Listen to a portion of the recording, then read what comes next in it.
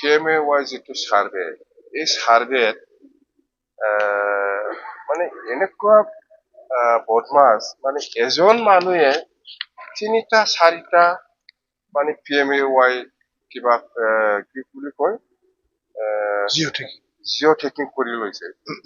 মানে এতিয়া আমি নতুনকৈ যিটো আমাৰ দলৰ হৈ বা আমাৰ চৰকাৰৰ হৈ যিটো আমি নতুনকৈ জিঅ' টেক কৰিবলৈ গৈছে বা সাৰ্ভে কৰিবলৈ যোৱা সময়ত আমি দেখিবলৈ পাইছে কোনোবা এজনে তিনিটা কৰ লৈছে কোনোবা যিটো নোপোৱা মানুহ এইবিলাক মানুহে PMAY ঘৰৰ কিবাটো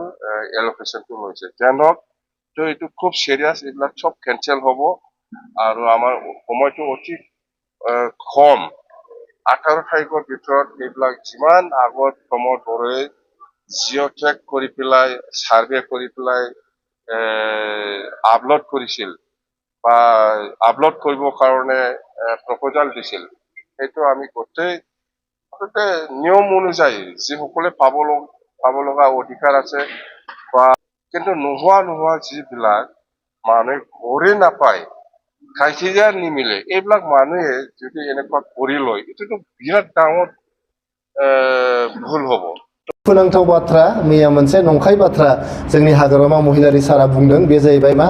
प्रधानमंत्री आवास योजना PMAY नि न' होनायाव UPPL नि मानसिफोरनो मोनथाम मोनब्रै खरि न' होदों होननानै बिथांमोना बुंदों दा बियो खुनु बेबायदि माने स्कोपआनो गैया खुनु चान्सआनो गैया मोनसे न'खराव नोङो मोननै मोनथाम न' होनायनि मानो होनबा बियो जिअ' टेगिं प्रसेसजोंसो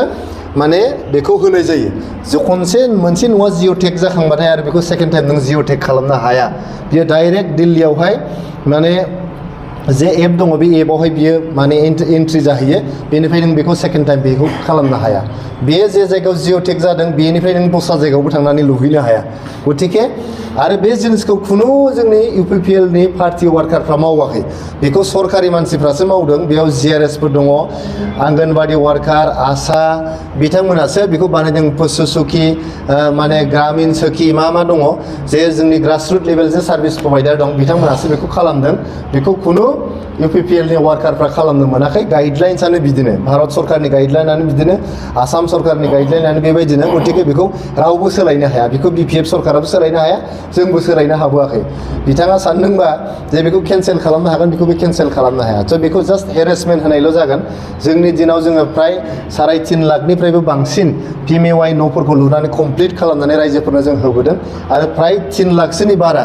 जोङो सार्भे खालामनानै बै गरिब न'खरफोरनो न' होनायनि जे प्रसेस बेखौ जों खालामनानै गारबोदों दा बिथांमोना बे न'फोरखौ जाहाथे मोजाङै लुनानै होयो बेखौसो जों खावलायदों आरो बे न' मोनग्रा मानसिफ्रा रावबो UPPL नङा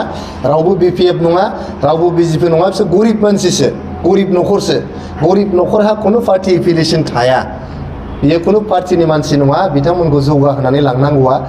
बयबो सरकारनि गासैबो सरकारनि बियो बिबान नोंथाङा जुदि गरिब न'खरखौ UPPL होनो नागिरदोंबा बियो जोबोद दुखुनांथाव गासैबो गरिब न'खरा जे UPPL बे बाथ्रा नोंथाङा बुंनो सानदों बेबायदि जों